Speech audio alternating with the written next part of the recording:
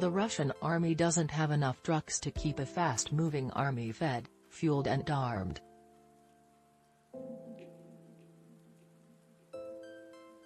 But that's not the only logistical problem the Russians must contend with if they hope to widen their war in Ukraine and swiftly expand the territory they and their separatist allies control.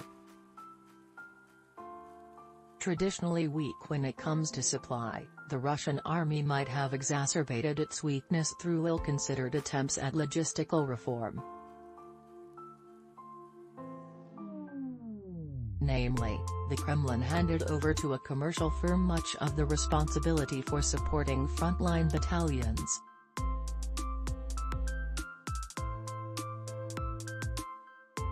That's not a uniquely Russian problem, but it could become uniquely salient in coming weeks or months if Russian President Vladimir Putin pulls the proverbial trigger and orders the army that has massed along the Russia-Ukraine border, 100,000 troops and 1,200 tanks, to roll west toward Kiev.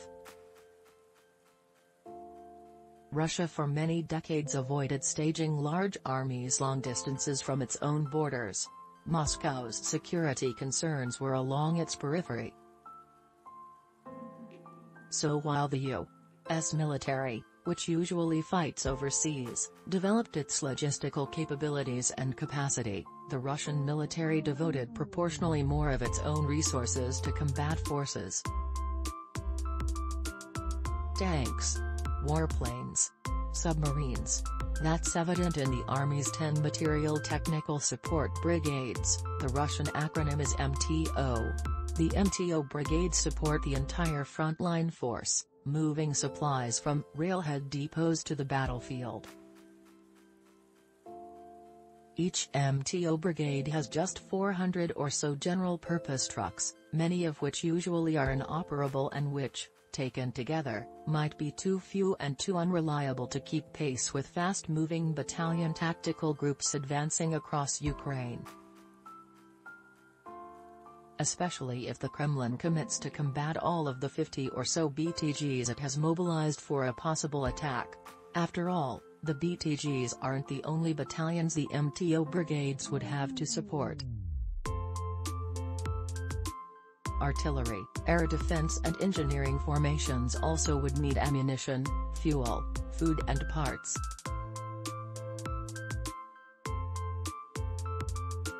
Consider how many trucks it would take just to rearm an invading army's rocket launchers. Although each army is different, there are usually 56 to 90 multiple launch rocket system launchers in an army, U.S. Army Lieutenant Colonel Alex Vershinin wrote at War on the Rocks. Replenishing each launcher takes up the entire bed of a truck.